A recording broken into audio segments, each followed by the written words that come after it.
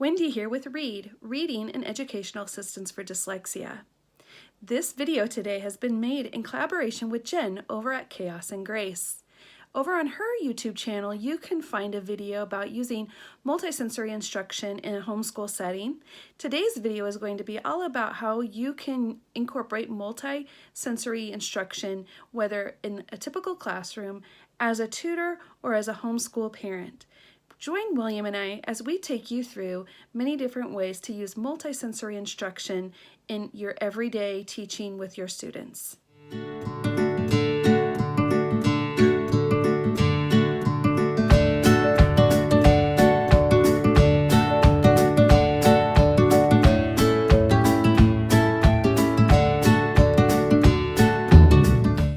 Some of these multisensory techniques that we're going to show you today are pretty common to tutors who use the Orton-Gillingham method with kids with dyslexia. But I want to go over them because I know that a lot of homeschoolers homeschool kids with dyslexia, and they may not know all of these, so I've incorporated them into our video today. William is going to show us the first one here. It's simply taking grapheme cards and tapping under them, saying the sound, and then blending them together. What does B say? B. And what does ALL say? B. All. Now blend it together. Ba. The next technique we want to show you is simply how we teach our students to tap out sounds when they're sounding out a word. And so I'm going to give William a word to tap the sounds out with. Now you want them to be able to look at their hand and tap left to right. So if they're left-handed, they're going to start on their index finger and go to the right. If they're right-handed, they're going to start with their pinky and go to the right, okay? So William, I want you to tap out the word mom. Mom. Good job. When finger tapping, we usually have the student tap on their non-dominant hand so that their dominant hand is free to write the letters as they tap out the sounds and discover the letters that each sound makes. Each sound will get one tap. You'll continue on to the next finger until you've tapped out the whole word or syllable. If you run out of fingers, simply go back around to the beginning and use the fingers again. When spelling sounds that are created by more than one letter, such as ch or sh, you can tap each letter out on the same finger that the sound is represented on. So you would tap C, tap H, or you could tap once and say CH on the same finger. We only tap and spell one syllable at a time so that it's easier for the student to tap out longer words. An additional multisensory component you can add to finger tapping is by using grapheme letter tiles or even the alphabet foam puzzle pieces from the Dollar Tree that you put magnetic tape on the back of. You can store them on cookie sheets or something similar to keep them organized in alphabetical order and allow the student to spell out the words using the tiles instead of handwriting them. Okay, the next technique is blending on the whiteboard. And sometimes when I have students blend a word, either phoneme by phoneme or by syllable, it's easier to use the whiteboard versus going through the cards. So I'm going to write each grapheme here, and he's going to tap under each one and say the sound, and then he's going to blend it together. So what do we have here, William? Go. Go. Good job. Now if we did this syllable by syllable, it would look something like this.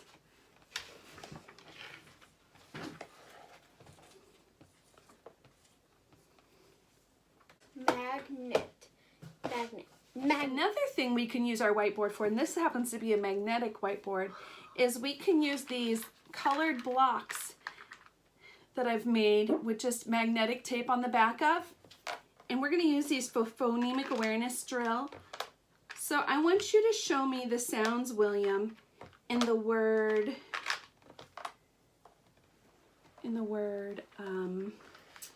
let's do stop. That's only stop. Good job.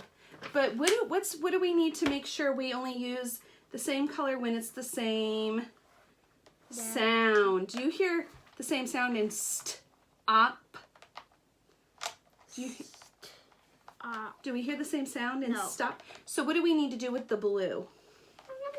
There. So now put it down on the whiteboard.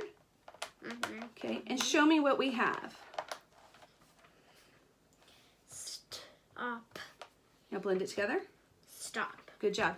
What if I wanted you to remove the s? Remove the s. Good. Now what are we left with? Ah.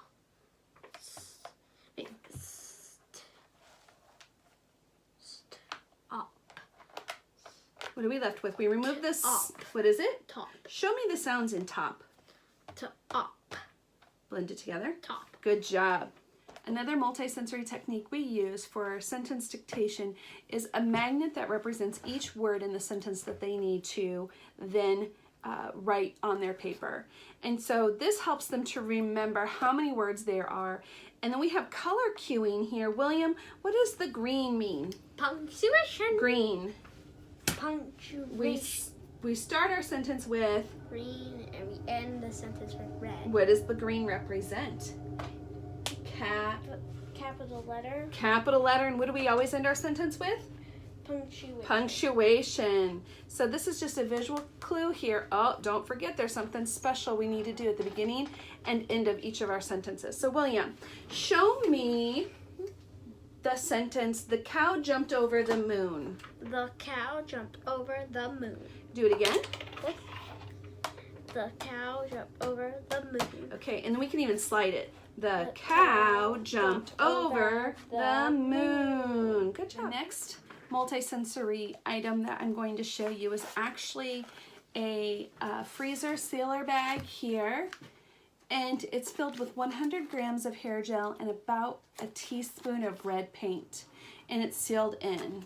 And so we have this translucent here gel substance. Now what I love about these freezer bags is it's nice and smooth on one side, but it's textured on the other, which can add a whole nother element of multisensory to your lesson or whatever you're doing. So I want to show you some ways we can use this. The first one is if I'm teaching the vowel team AU says ah, and I want a student to trace and write it, we can just on a simple piece of cardstock or even paper, we can write it out with a Sharpie, lay our gel pad over it, and it's translucent enough we can see through it. And William, you're going to trace this and you're going to say with 2 fingers and say A, U says ah.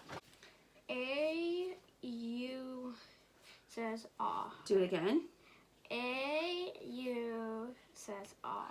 All right, good job. And this is just regular old hair gel that was already tinted blue. And so this will work on flashcards as well. And then one other item I made with hair gel in the freezer bag is this, which is hair gel and just a little bit of sand. So when you trace it, not only do you feel the smoothness of the surface, but you feel the roughness of the sand underneath, and you feel the texture of the back of it as well. Or you could use the texture back and do it that way as well. So there are just a couple different things that I've made with the freezer bags. Another textured tracing item you can use, and I actually use this the most with my students, and this gets sent home in my students' binder for them to work on their learned words. This is just craft plastic canvas, and it comes in a sheet twice this size, and I cut them in half and I just 3-hole punch them. This goes right in my students' binder with the learned words, their reading and spelling learned words they're working on. And I will link a video to my learned word study method that actually shows how this is used in the whole process as well. So I'll link that as an iCard. I also use this glitter textured scrapbooking paper from the craft store. It's almost like sandpaper, but not quite as rough. And it's really fun because it's glittery as well. So you can just do the same thing here. A-U says ah. A-U says ah. William, could you do that for me here? 2 fingers. A-U says ah. Good. Another technique that you can use is marking or coding words, phonetic words that you have recently taught or that you want to review. And so we have been focusing today on A-U says ah. And so on my students' rapid naming flashcards, I may have them trace the pattern that says ah as they say it, and then I might have them mark what sound it makes, the sound mark, and then read each word. So William, what are we going to do here? So we first. Yep, so just do it. Say A U says ah. And how do we sound mark ah? Good. And now tap and blend it for me. August. Blend it all together. August. Good. So as you can see here, William traced and said A, U says ah, and then the ah mark is actually a tent. This would be ah if you did the letter with it. So then they would know how to decode this because it's coded out for them. Let's show them another one, William. D-G-E says J. J. So we're going to trace D. We're going to say D-G-E says J. And what are we going to write above it? A J to represent the sound. So go ahead and do that for me. D. G-E says. Underline it, say says. Says. What does it say? J. That's right. Okay. It also has dysgraphia, so I will write the J the correct way. D-G-E says J. Chalk and a chalkboard are actually really good for multisensory learning. The chalk gives nice feedback when you're writing. It's better than like just a pen that glides, which is nice for kids with dysgraphia if they get fatigued easily. A pen is usually nicer for them to write with, but as they're learning a concept or they're learning print or cursive, then the chalkboard is a nice way for them to work on their letters or their spelling pattern or whatever they're working on. And so what I like to do, because I use handwriting without tears for both print and cursive with my students, is I take a chalkboard and I code my lines with a green line on the bottom and a blue line on top. And I say, oh, we can't have any balloon letters. Nothing can float. Everything has to sit on the ground, the green line, because what? Gravity affects letters just like us, right? And so I just take a paint pen, and from the dollar store, I got this chalkboard here and put lines about 1.5 inches apart. And then the students, another multisensory technique you can use is for them to verbalize the cues for the letters they're learning. So cursive D is what, Liam? Magic. C. And then what do I do? What is it? Helicopter up. Okay, do I stop at the line? Helicopter up. Bump. Up. Do we bump for D? Up. A helicopter higher. And then what do we do? Go down. Straight down. Travel away. Travel away. Good. And so he knows his cursive by the cues. So you could encourage your students to vocalize that as they're writing it. Magic C, helicopter up higher, straight back down, travel away. Cursive D, lowercase d.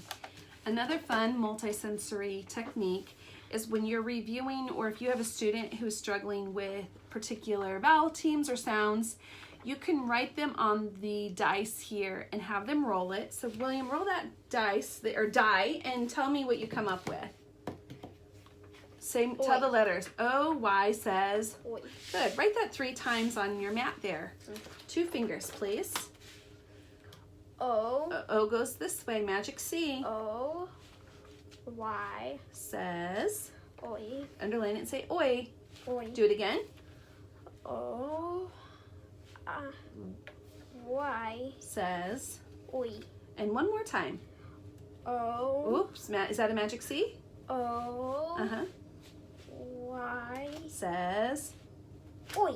Good job. Another great way to incorporate multisensory learning into whatever your child is learning or your student is learning is to assign hand signs, ASL, or body motions to the different things that they're learning. So for example, William has the word or the definition of a syllable, and he has hand signs that he does with it. So William, let's do the definition of a syllable. You ready?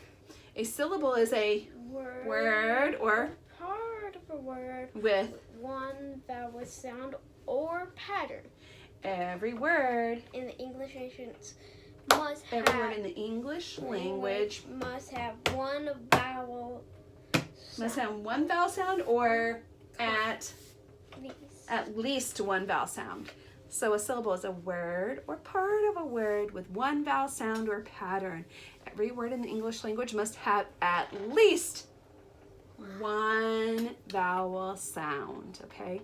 So if you assign signs to them, it's a lot easier for them to remember. So we know a closed syllable. What's this one? Open. Open syllable. What's that one? Vowel. Consonant E. Vowel, consonant E. What's this one? V. Vowel teams. Consonant L, E, and R. Yep, are what? Are controlled vowels. Okay. Another great use for multisensory learning is to use old things that are laying around your house. And one of them is these Duplo blocks that we've had laying around forever. And you can either use whiteboard markers or, dry erase markers or wet erase markers, depending on how long you want the writing to last on the blocks here. I've used white dry erase markers for this one here. So what I've written is a whole entire word, and what I want William to do is to tell me what the base word is in this word and then what the prefix and suffix are in this word. So William, what does this word say?